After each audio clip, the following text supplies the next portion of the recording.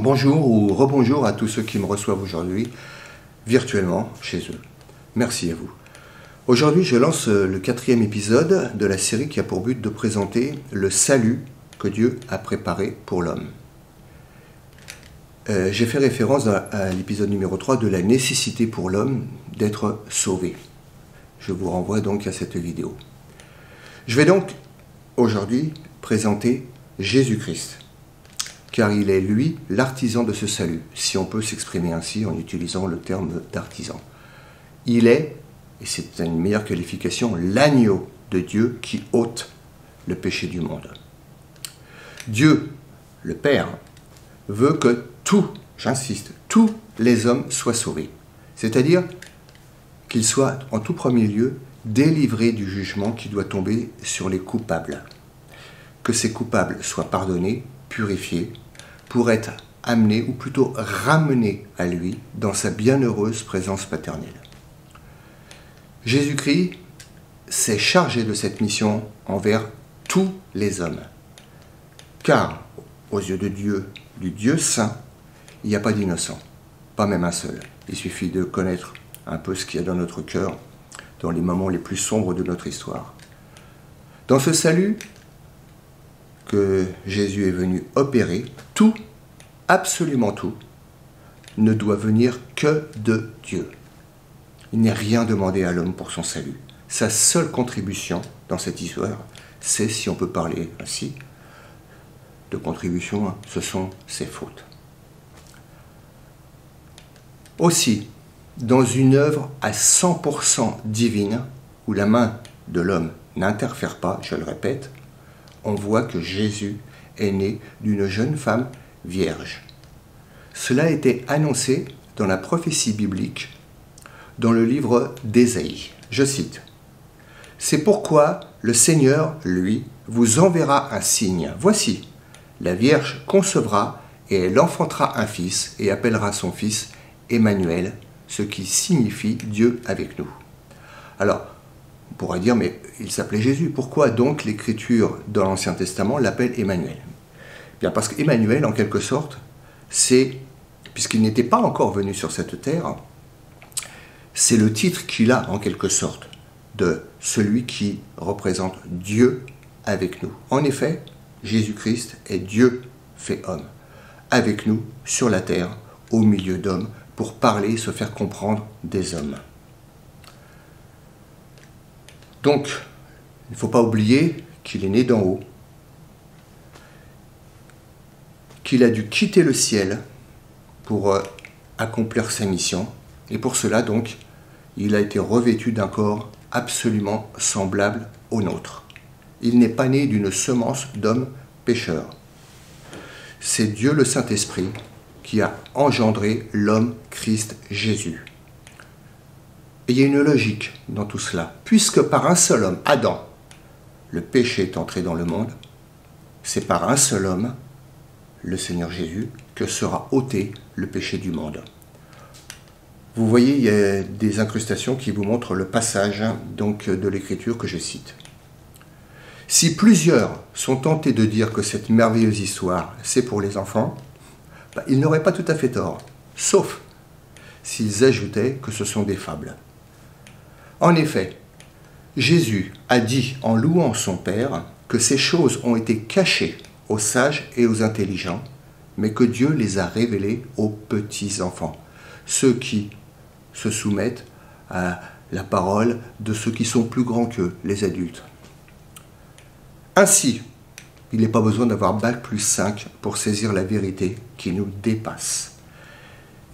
Il est d'ailleurs très, très dommageable de faire de la seule raison humaine le seul critère qui doit établir ce qui est vrai, acceptable. Car la raison, elle a ses limites.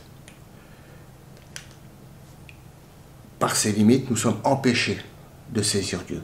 Et donc nous verrons que Dieu donne la foi à l'homme qu'il va sauver, pour que cet homme puisse saisir et recevoir ce que la raison ne peut pas saisir. Jésus est l'homme Christ. Le mot Christ vient du verbe oindre, c'est-à-dire couvrir, enduire d'une substance grasse et notamment de l'huile. En d'autres termes, ça veut dire que Jésus est rempli de l'Esprit Saint, dont l'huile qui apporte la lumière est le symbole qui parcourt toute l'Écriture. Il est rempli de l'Esprit Saint dès le ventre de sa mère. Vous avez vu, j'utilise le mot écriture au pluriel, c'est pour ne plus toujours utiliser le mot Bible, parce que je ne voudrais pas lasser. Cela montre, une fois de plus, que rien n'est de l'homme dans le salut qui va être accompli. Parce qu'il est rempli de l'Esprit Saint, Jésus vit dans la dépendance absolue, continuelle de cet Esprit. Il déclare ainsi qu'il ne fait rien de lui-même, mais qu'il fait et qu'il dit ce qu'il voit faire et dire au Père, avec qui il demeure en communion permanente. Ça, c'est dans l'Évangile selon Jean, voilà, au chapitre 5, au verset 30. Il fallait que cet homme soit obéissant pour pouvoir racheter les hommes désobéissants envers Dieu. L'homme, s'il est tombé, c'est avant tout parce qu'il a voulu être comme Dieu. Et Jésus, lui, il n'a pas cherché comme un objet à ravir d'être égal à Dieu. Mais, et c'est ça qui est merveilleux et qui dépasse ce que nous pouvons être, il s'est anéanti lui-même, en prenant la forme de serviteur pour devenir semblable aux hommes, à part le péché, bien sûr. Il n'a jamais péché. Comment un homme pécheur pourrait-il, aux yeux de Dieu, racheter des hommes pécheurs? Il n'a donc jamais été tenté, attiré comme nous le sommes par nos convoitises. On ne doit jamais oublier que Jésus est le Fils éternel du Père qui est venu sur la terre. Il est Dieu le Fils. D'ailleurs, Jésus a béni son disciple Pierre lorsque Pierre l'a reconnu comme étant le Messie, le Fils, écoutez bien, du Dieu vivant. Jésus dit à Pierre que cette reconnaissance de son identité à lui n'a pu lui être d'ailleurs révélée que par son Père et non par son intelligence. C'est dans l'Évangile selon Matthieu, au chapitre 16, verset 16. Jésus, par ailleurs, est aussi l'agneau de Dieu. Évangile selon Jean, premier chapitre, verset 29.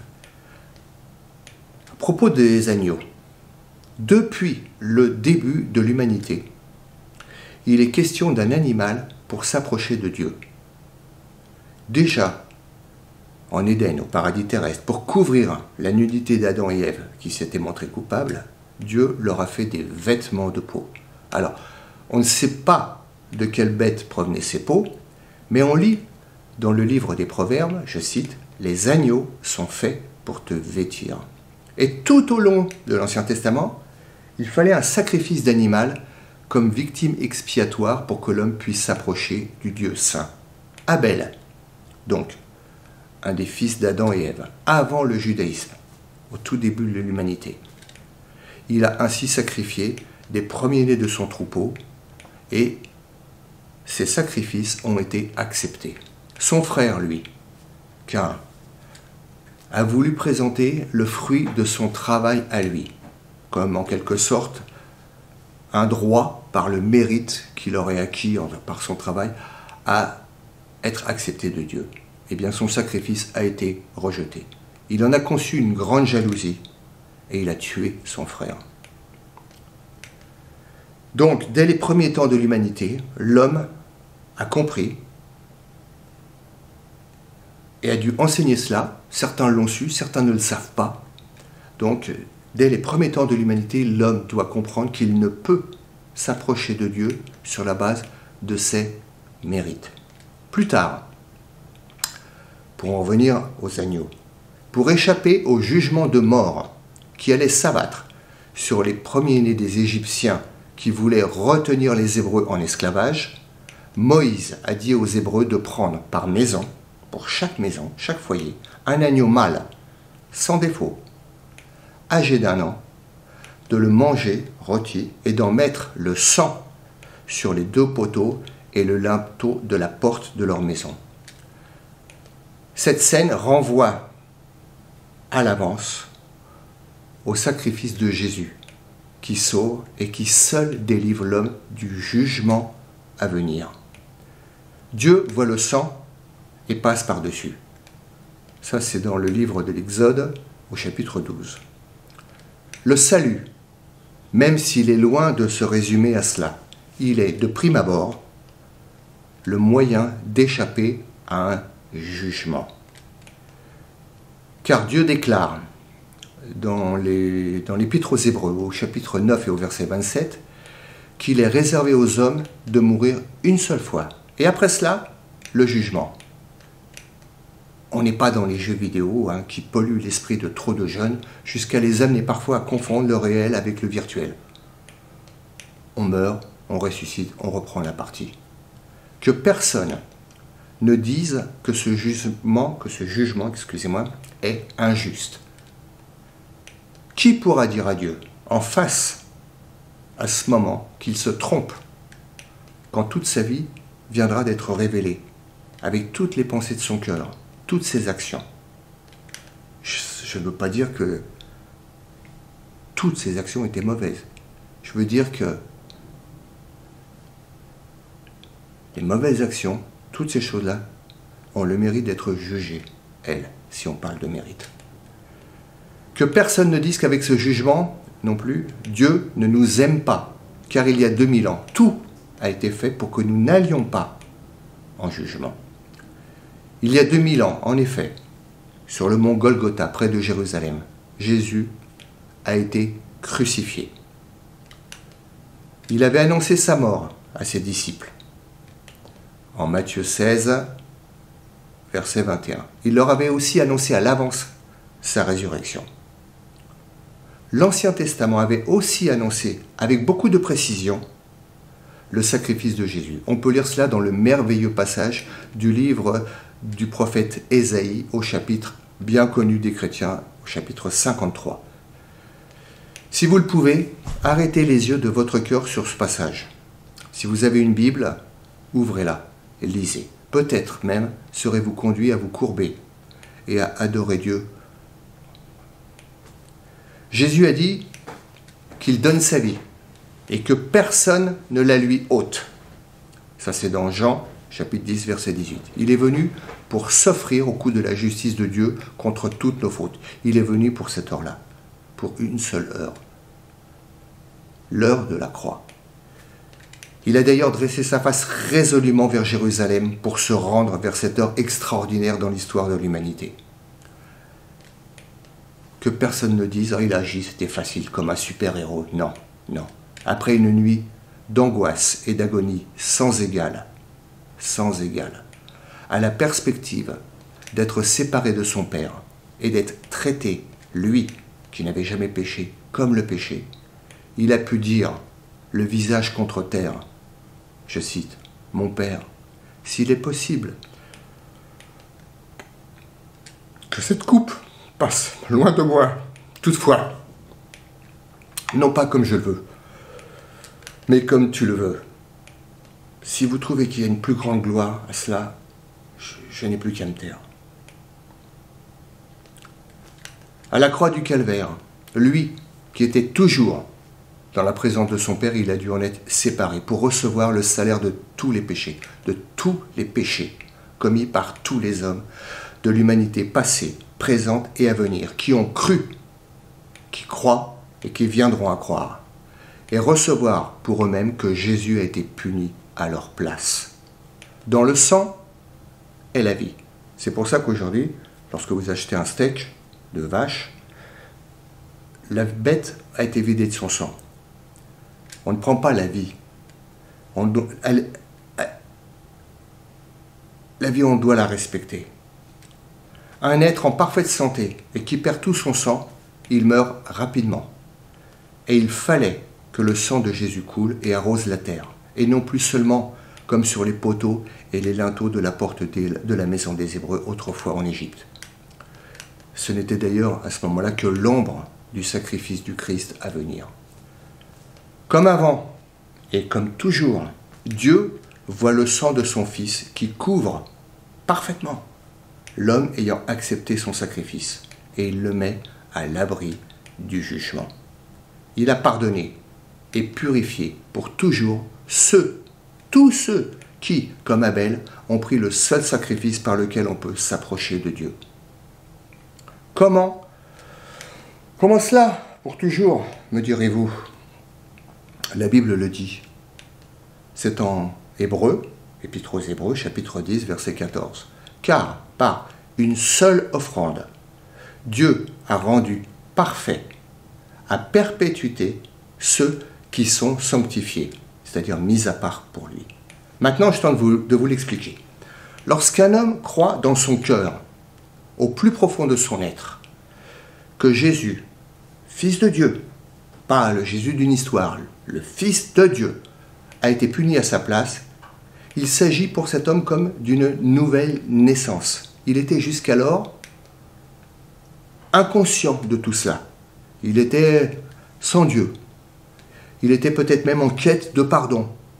Et s'il a trouvé ce pardon, c'est qu'il a cru Dieu, ou plutôt que Dieu s'est révélé à lui, et qu'ainsi il est devenu une nouvelle personne. Et aux yeux de Dieu, son identité réelle, c'est celle du croyant qu'il est devenu, et non plus celle du pécheur qu'il était. Je m'appelle Grégoire. Avant de connaître Dieu, il y avait Grégoire qui était perdu. J'ai rencontré le Seigneur, je m'appelle toujours Grégoire, mais c'est comme si mon nom était passé de ce vieil homme, était passé pour m'identifier moi, pour être collé à la nouvelle personne que je suis, celle qui connaît Dieu, c'est-à-dire qui a reçu l'immense grâce de pouvoir être devant Dieu sans conscience de péché, en sachant que Dieu existe, il est vivant, il est réel, il m'a pardonné de telle sorte que je sais qu'il est pour moi, je sais qu'il m'aime, et donc je peux me tenir devant lui. Voilà, c'est dit. Il le fallait. On peut comprendre maintenant pourquoi Jésus dit qu'il est le chemin. En effet, en acceptant pour soi son sacrifice, on est ramené à Dieu, amené au Père, la conscience parfaitement purifiée. Donc, il se trouve quelque chose d'extraordinaire, on expérimente pour la première fois ce qu'est la paix du Christ. On est rempli de cette paix, de joie, d'amour et d'adoration. Parce qu'à ce moment-là, on voit la gloire de Jésus. On sait que c'est à lui qu'on doit tout cela. Par le sang du Seigneur qui a été versé, une nouvelle alliance est désormais établie entre Dieu et les hommes qu'il a sauvés. Elle ne repose sur rien de ce qu'a dû faire l'homme, hein, on est bien d'accord. Elle repose uniquement sur l'œuvre opérée par Jésus sur la croix. Cette œuvre, donc, repose sur la grâce de Dieu. Ça, c'est un mot qui ne peut exister que parce qu'il le renvoie au fait que nous étions des pécheurs, des indignes humains. Ensuite, pendant les heures de souffrance du Seigneur, il a pu dire, une fois qu'il a payé, il a pu dire c'est accompli. Et encore, c'est en criant à son Père qu'il a dit, Père, entre tes mains, je remets mon esprit. Puis, il a expiré. Et parce que l'œuvre de son Fils est parfaite, Dieu le ressuscite. On ne remet pas Jésus sur la croix. L'œuvre est faite une fois pour toutes les fois où un pécheur a besoin que le sang de Jésus coule et le purifie. Enfin, le sang de Jésus ne coule pas à nouveau, mais il en a le souvenir que ce sang a été répandu une fois, pour toutes les fois. Il s'agit simplement de se souvenir. Voilà. En présentant cette vidéo, j'ai essayé de mettre à la portée de personnes non chrétiennes avant tout l'œuvre de Jésus, de la rendre la plus compréhensible possible, sans lui faire perdre de sa solennité, ni de sa simplicité. Bon, ce salut a une portée, je l'ai déjà dit, bien plus grande encore que le simple salut de l'âme. Il y a encore tant à dire, à partager, mais ce sera dans d'autres vidéos. Il y a aussi les questions que plusieurs se posent. Qui sera sauvé? Qui ne sera pas sauvé? Comment faire pour être sauvé? Ce sera donc l'objet de la prochaine vidéo, l'épisode 5. Et je vous salue et je vous dis à bientôt peut-être. Allez, prenez soin de vous et de vos proches. Bye bye.